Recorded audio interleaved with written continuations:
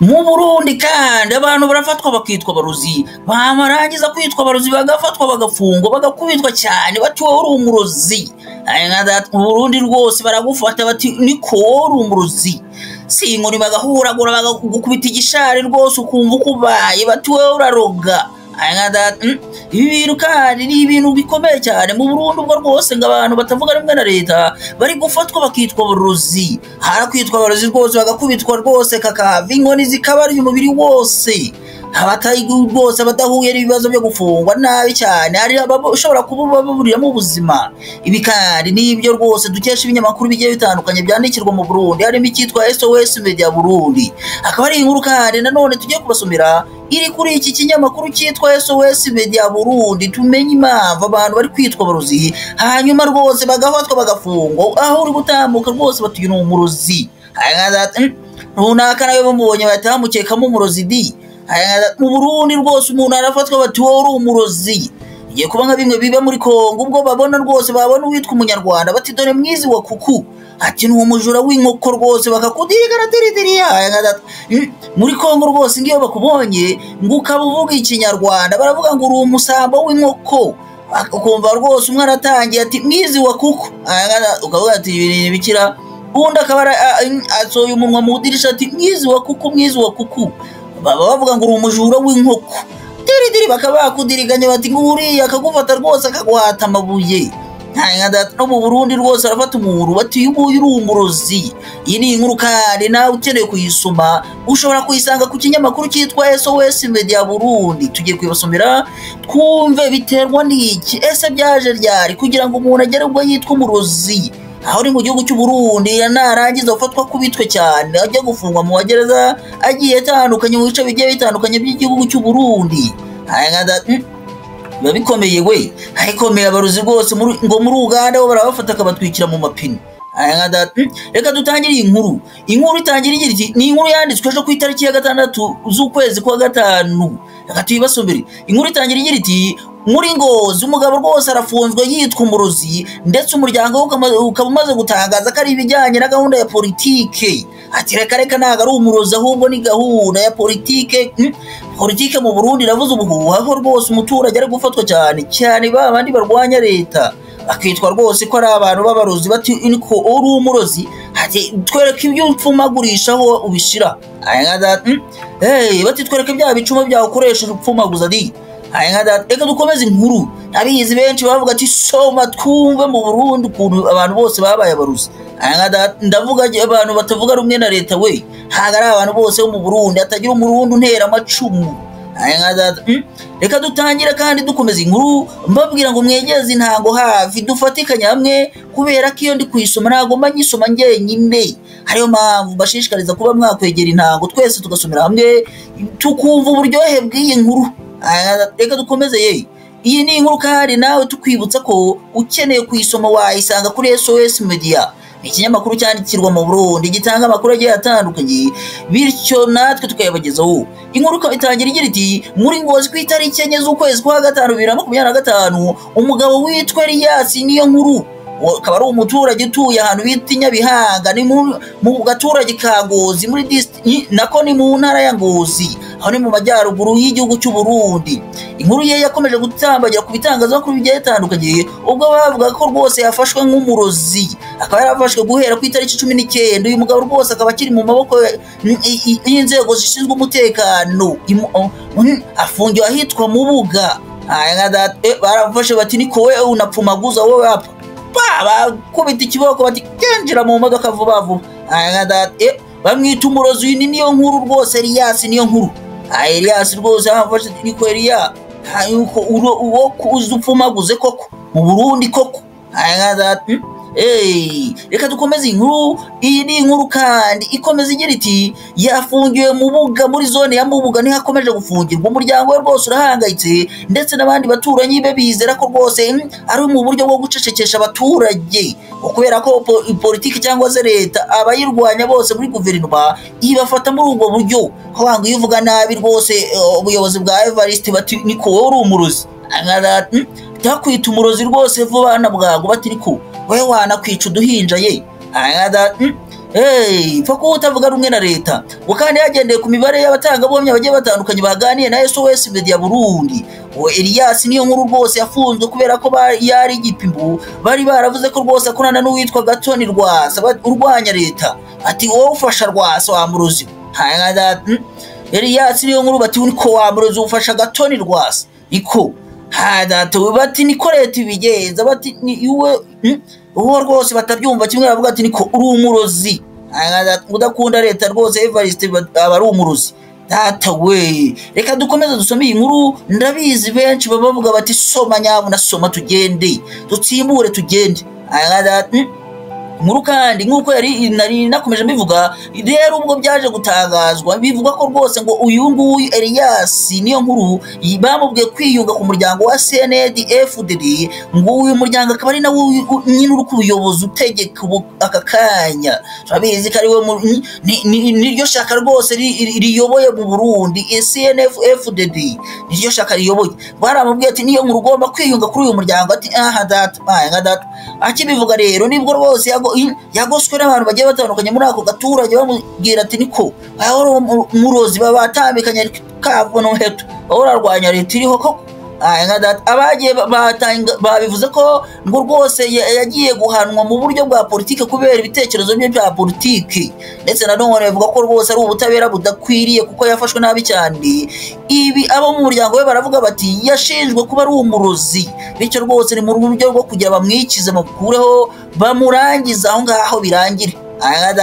Rwashinjwe uburozi rwose niko abo mu muryango we bavuze bati niko Elias niyo nkuru arashinjwa uburozi.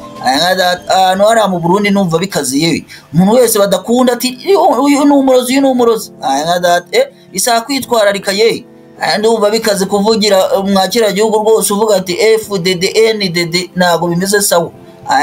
Inkuru kandi komeza igira iti muri ubu buryo muri ako gace abantu ubuturage bagiye batandukanye bagiye batangaza ko bakeneye ubutabera rwose kandi ko bifuza ko niyo nkuru arekurwa. Ati niyo nkuru Elias murekure rwose. Abandi bakomeza bavuga bati ni mu buryo rwose bwo kugira ngo politiki nibwo buryo politiki ikoresha mu Burundi kugira ngo yikize abantu. Nanone ikavuga ko ngo iyo bitangiye kwegera muri iki gihe cyane cy'amatora abezi ko mu Burundi hateganyijwe amatora kuri iyi tariki ya 5 z'ukwezi kwa gatandatu akaba ari amatora y'abagize inteko nshinga amategeko mu gihugu cy'u Burundi aho rwose hazatorwa abo bantu nyuma y'imyaka 2 muri 2027 kazaba amatora y'umukuru w'igihugu cyo mu Burundi. Ariko rwose abaturage bati nyuma y'uko ntabura amezi 2 yonyine ngo hajye ikijyanye no gutora ye hari kubikiza rero rwose batavuga rumwe na leta barwanya leta akabita rwose kari abaruzi. Bivuga ko ngo kutangira kwita abana baruzi rwose byaje kuba intwaro ya leta ubwo leta uwidashaka iravuga ati ko wowe uri umurozi. Abaturage hafi no kuba bagutera amabuye bakakwiyicira ye. Turabizi ko kenshi na kenshi bikorwa mu bihugu birimo umutekano muke ariho rero no mu Burundi rwose ngo ibijyanye no kwita abana baruzi byabaye intwaro ya leta mu Burundi. Kandi ibijyanye no kwitwa kuri umurozi ni ibintu bikoreshwa hirya no hino mu giturage kugira ngo batujishe abantu bababwiye ati we wa murozi ucaceka. Ng'imiryango igiye itandukanye ndetse n'abandi batavuga rumwe na leta bari muri society. Inkuru kandi komeza igira iti mu myaka igiye itandukanye habonetse ibirego nk'ibyo ngibyo ubwo leta rwose yagendaga ibwira abantu ko ari abarozi. Abantu bakabibita abarozi barangiza bakagira ati niko wowe uri umurozi. Muri leta akagutambikana kiboko zikakubona.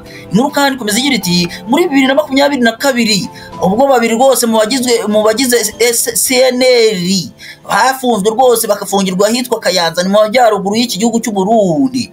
Bakandi abo ngabo bagiye bafatwa bivugwa ko ari abarozi. Mbere yuko bafungurwa bahagiye rwose bigaragara ko babuze ibimenyetso. Abo bantu babiri bari bafashwe nabwo biswa baruzi. Hani muri 2022 ubwo rwose abarwanashaka ba CNL rwose bafashwe bati niko mwabarozi urajyayo mukava vuye kurega ndre vuye kwicwa nde. Ati muze hano batambikanye ati niko mwabarozi ukugenda akagukubita kiboko batemera uburozi. Ngo barafashwe nyuma yuko bafashwe rwose ngo habura ibihamya haze kubira ibihamya rwose niko ubarekura kubera ko bari habuze ibihamya.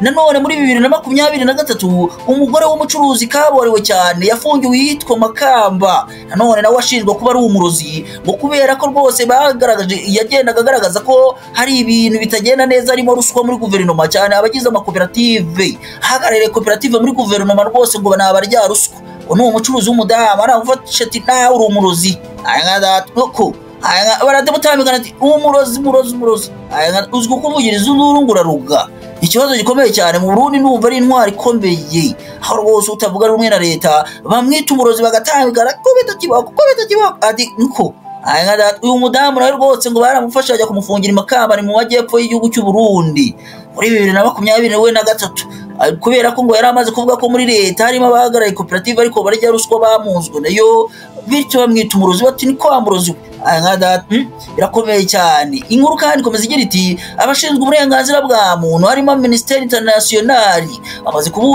bamaze gutanga umuburo ugiye utandukanye nyuma yo kubona ibintu bigenda bisakara ku bitangazamakuru bigiye bitandukanye ubwo abantu bitwa barozi bagashinjwa ibyo ngibyo rwose bikagenda bitanyuze mu butabera kandi ari mu buryo bwa leta mu rwego rwo kubacecekesha iyi ni inkuru tugusomera tugira ngo umanze wumve hirya no hino ngo bimeze bite uramutse utanyuzwe nuko twayisomye nta kibazo shyiramo amega yawe kuri internet ujyeho ujye ku kinyamakuru cyitwa SOS Media cyane ikinyamakuru nawe uyisomere wumva uko byumva turagerekereza kubera ko abari mu cyongereza tukavuga nkuko tubibona kubera ko cyongereza si ururimi rwacu ariko rwose inkuru ngira ngo mama yumva neza cyane birakomeye inkuru kandi komeza igira iti uwagerageje guhamagara abahagarariye National Independent Human Rights Commission bavuze ko rwose bagiye gukurikirana iki kirego ahantu bagenda nyine bavuga bati turafatwa tukitwa baruzi mudufashe rwose ashinzwe uburenganzira bwa muntu mu Burundi bati tugiye kubikurikirana